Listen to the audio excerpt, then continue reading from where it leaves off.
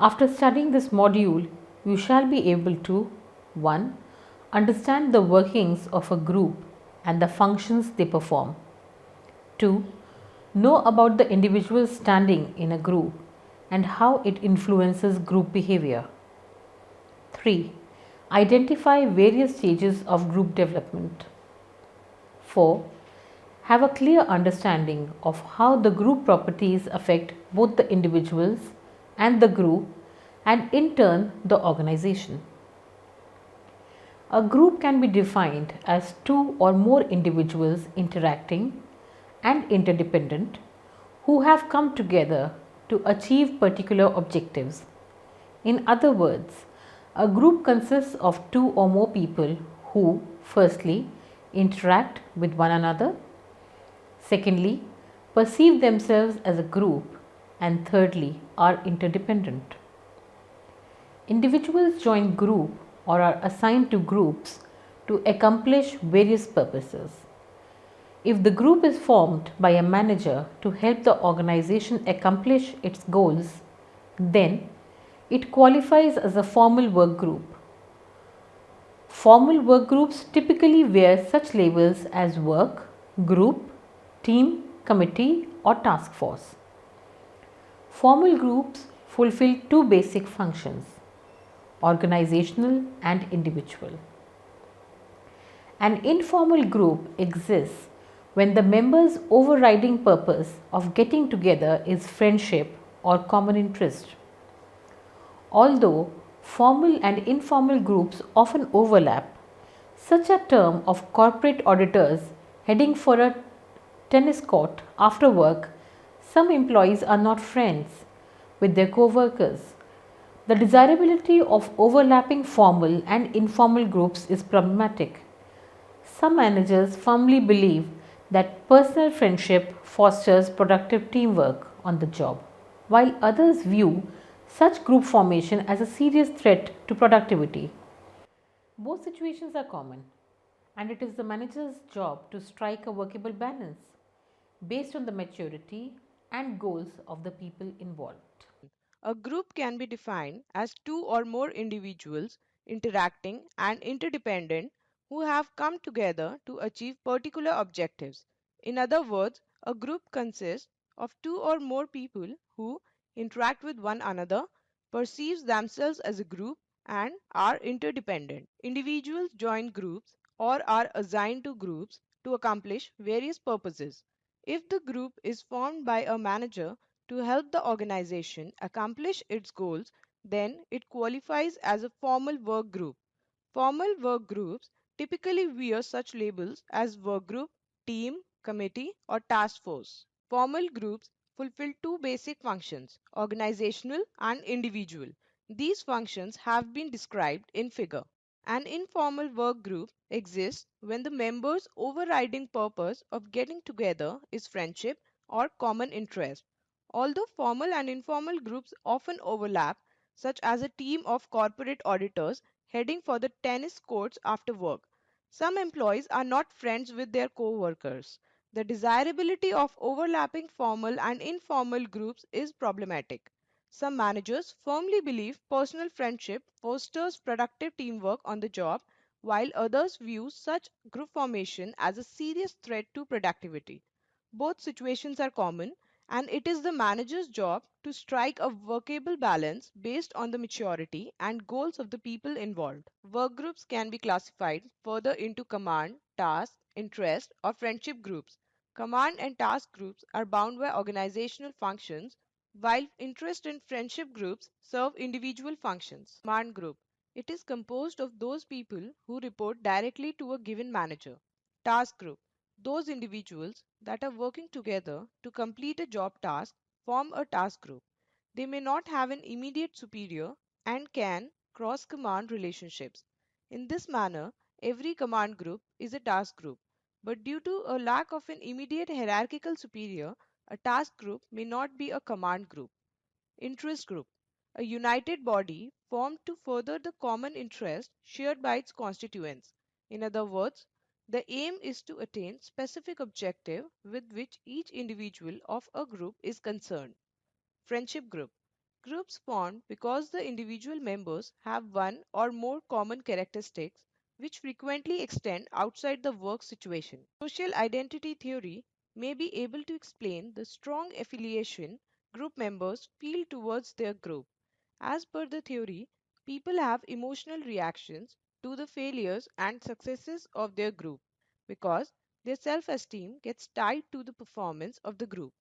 The downside of such affiliation can be seen in group favoritism, group members perceiving people belonging to one's own group as superior and vice versa. The group development process, Tuckman's five-stage model. Bruce W. Tuckman five-stage group development model characterizes groups as forming through the distinct stages of forming, storming, norming, performing, and adjourning. The various stages may not be of the same duration or intensity. While there is a general agreement among theorists that group development does occur in stages, but they differ about the exact number, sequence, length, and number of those stages. Stage 1, forming. It can also be called the ice breaking stage. It is characterized by a great deal of uncertainty about the group's purpose, structure, and leadership. Mutual trust is low, and there is a good deal of holding back to see who takes charge and how. If the former leader does not assert his or her authority, an emergent leader will eventually step in to fulfill the group's need for leadership and direction. Leaders typically mistake this honeymoon period as a mandate for permanent control, but later problems may force a leadership change. Stage 2, storming. In this stage, the group members resist the restraints the group imposes on their individuality. Individuals test the leader's policies and assumptions as they try to determine how they fit into the power structure. Subgroups take shape and subtle forms of rebellion show up. After this stage, the group emerges with a clearer hierarchical structure. Stage 3, norming. This stage is complete when the group structure solidifies and the group has assimilated common set of expectations of what defines correct group member behavior. A feeling of team spirit is experienced because members believe they have found their proper roles. Group cohesiveness, defined as the we feeling that binds members of a group together, is the principal byproduct of stage 3. Stage 4, performing. Activity during this vital stage is focused on solving task problems. There is a climate of open communication, strong cooperation, and helping behavior. Conflicts and job boundary disputes are handled constructively and efficiently. Cohesiveness and personal commitment to group goals help the group achieve more than could any one individual acting alone. Group energy has moved from knowing one another to performing the task at hand. For permanent groups, performing is the last stage of development, while for teams, groups, or task force that have a limited task to perform, adjourning is the last stage. Stage 5, adjourning. This stage was added to the original four-stage model in 1977 by Tuckman jointly with Mary N. Jensen. This stage is characterized by preparation for disbanding. Wrapping up activities are a focus. Some group members are upbeat about the success of the group, while others are sad about the loss of camaraderie. The five-stage model assumes that the group becomes more effective as it develops through the stages, although this process seems to be more complex. Some groups are driven by conflict, which under some conditions may lead to high group performance. In such cases, a group in stage 2 might outperform a group which is in stage 3 or 4. Another aspect that this model ignores is the organizational context. Sometimes the organizational context may provide the leaders, norms, task definitions, and resources that the group needs to perform. In such cases, the stages may not be needed as the model predicts. Gersic's punctuated equilibrium model for temporary groups with deadlines. This model suggests that temporary groups have their own sequence of actions. Group direction is set in the first meeting. Through this meeting, the group's direction and then a framework of behavior patterns and assumptions through which the group will approach its project emerges. This first phase is one of inertia. This formation, once set, is solidified and is unlikely to change. This is the period of inertia. The group tends to be locked in one course of action and is unable to act upon any new insights that may have appeared in this phase. A transition occurs at the end of this phase, exactly after half of the allotted time has passed. One of the most interesting discoveries made in studies of groups was that each group experiences its transition at exactly midway between its first meeting and its official deadline. This transition happened precisely at this point, regardless how much time a group is allotted. This transition acts as a period of heightened awareness of the approaching deadline. The transition initiates major changes. This transition marks the end of phase 1 and the beginning of phase 2 with a new outlook and dropping of old patterns and a burst of changes. A second phase of inertia follows, set on a new path. The group executes the insights gained in the transition period. The last meeting is characterized by markedly accelerated activity. The last meeting is characterized by a final burst of activity to finish its work. It must be kept in mind that this sequence applies only to those temporary groups who work under an assigned deadline. Group properties. All groups have properties that can help us explain and predict the group and its members' behavior. These properties shape not only how group members behave but also how the group performs overall. Some of these properties are described below. Roles. A role can be defined as a set of expected behavior patterns attributed to someone occupying a given position in a social unit. All of us play various roles in our lives, and in an attempt to understand the behavior of a person, the roles they play must be understood. The many aspects of how people act in their roles is how they perceive it, what they expect out of it, and how they juggle the requirements that various roles demand from them. Role perception. It is our view of how we are supposed to act in a given situation. These suppositions are gained from stimuli present in the environment. People act in accordance to what they believe is the expected behavior for a given situation. Role expectation. It is the perception held by others about how one should act in a particular situation. In the workplace, it emerges as a psychological contract. A psychological contract is an unwritten agreement that exists between employees and employer. This agreement sets out mutual expectations, what the management expects from its workers and vice versa. It defines the behavioral expectations that go with every role. When these unset expectations are not met, it can cause repercussions. Thus, if the management fails to fulfill the expectations, it can cause lack of employee satisfaction and negative effects on employee performance. While, on the other hand, if the employee fails to fulfill expectations, the management usually imposes a disciplinary action. Role conflict. When role requirements of one role make it difficult to comply with the requirements of another, it leads to a role conflict. For example, fulfilling the role requirements of a job that requires frequent reallocation may interfere with the employee's role in his or her family.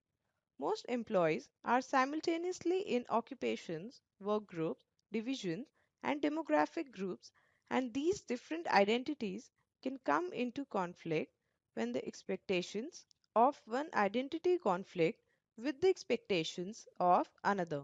The classic study by Philip Zimbardo and his associates, popularly known as the Stanford Prison Experiment, threw light on how quickly individuals take on roles and act accordingly. The experiment divided a group of male students into guards and prisoners. The basement of the psychology department at Stanford was converted into a prison, and the acts of the participants were observed.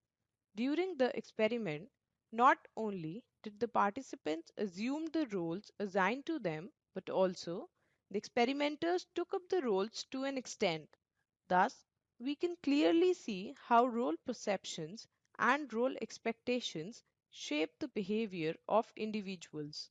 Also, how they may engage in behavior far removed from their set of values to fulfill assigned roles. Norms.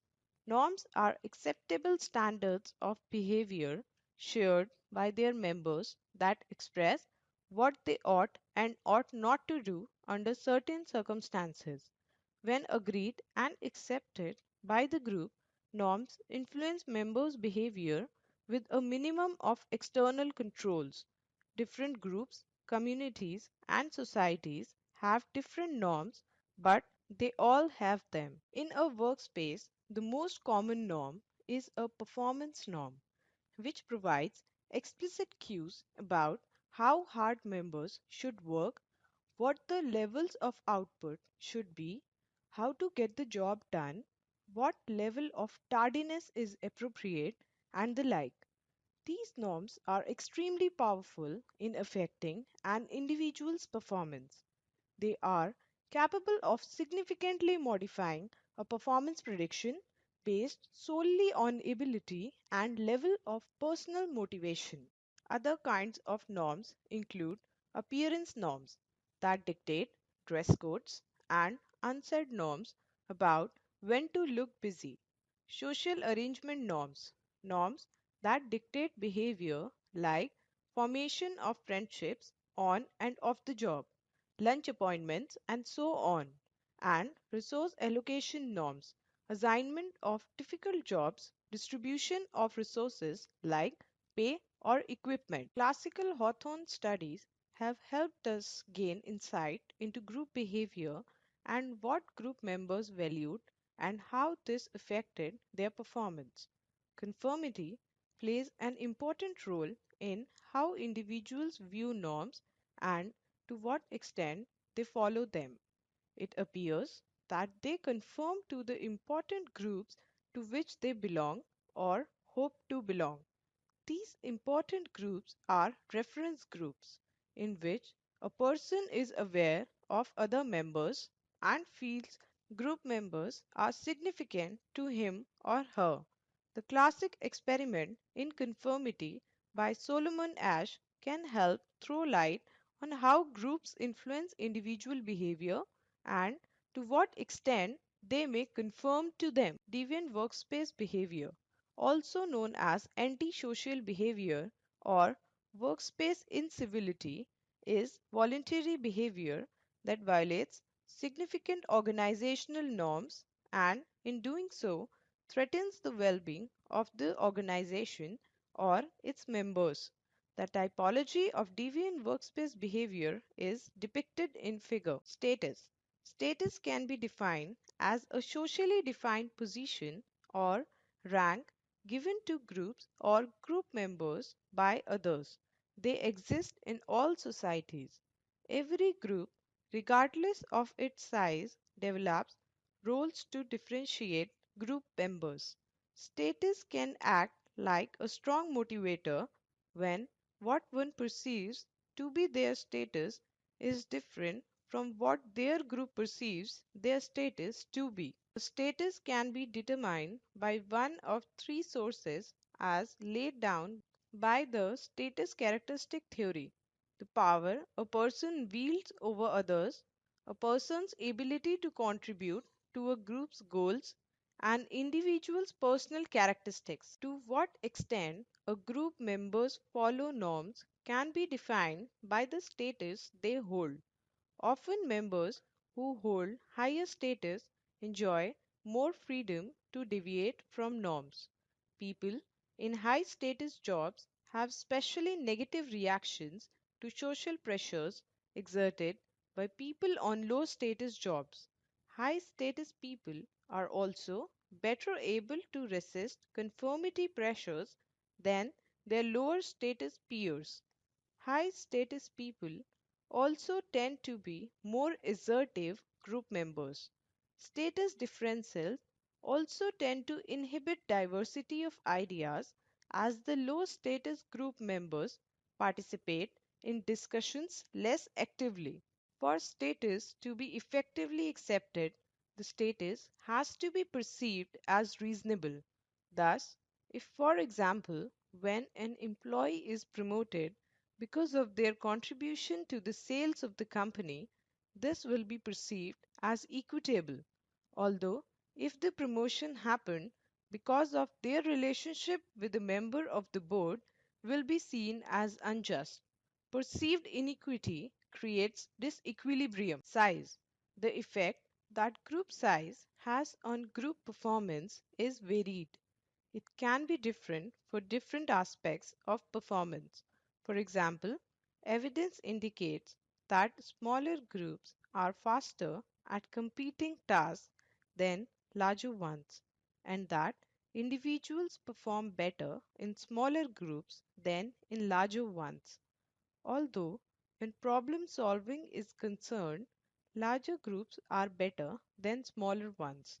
Thus, when diverse thinking for inputs is concerned, larger groups fare well, and when productivity is concerned, a smaller group may be better. The concept of social loafing is central to group size and its effect on performance. It can be defined as the tendency for individuals to expend less effort when working in collective groups. Max Ringelmann's research in the late 1920s sheds light on the same. Dispersion of responsibility and perceived inequity of work done may be the causes of social loafing. It can be prevented by setting group goals, increasing intergroup competition, engaging peer evaluation, selecting members who have high motivation. Cohesiveness, the degree to which members are attracted to each other and motivated to stay in the group, is cohesiveness. It has a direct impact on productivity. Since small groups have room for more interactions, they tend to be more productive. Performance related norms, when added to a cohesive group, lead to high productivity, while highly cohesive groups with low performance related norms are not productive. Even groups with low cohesiveness but strong performance related norms are more productive than the ones with weak performance related norms. Group decision making. Why must an organization engage in group decision making at all? Does a group make better decisions as opposed to an individual alone? The following factors that may help answer these questions. Groups offer more complete information and knowledge. They offer increased diversity of groups, have an increased acceptance for a solution. On the other hand, such decisions are time consuming. They can be colored by conformity pressures, may be dominated by one or a few group members, may suffer from ambiguous responsibility, which is more harmful in terms of failure. Two phenomena related to group decision making can affect groups' ability to appraise alternatives objectively and arrive high quality decisions. Groupthink, a concept related to norms. It describes situations in which group pressures for conformity deter the group from critically appraising minority views. Thus, the individual belonging to the minority slowly loses her mental efficacy, reality testing, and moral judgment in response to group pressures. Ash's classical study, mentioned before, is a clear example of groupthink. Group shift, when group members exaggerate the initial position they held in group decision making while discussing alternatives to the solution already proposed. Thus, in any such discussion, the members take on a more extreme position on the view they held earlier. Thus, the member who suggested a riskier approach may become completely aggressive in their approach, and a member with a cautious approach may turn conservative in their suggestion. Let us summarize what we have learned. Groups can be of various kinds and fulfill organizational and individual functions. Social identity theory may help explain why members affiliate to their group as strongly as they do. Group development may take place in a series of 5 stages: forming, storming, norming, performing, and adjourning. But this is not true for temporary groups with deadlines, which seem to follow a series of actions as described by the punctuated equilibrium model. A group has many properties: roles, norms, status, size, and cohesiveness. Group decision making may be of better alternative to individual decision making but can fall prey to groupthink and group shift.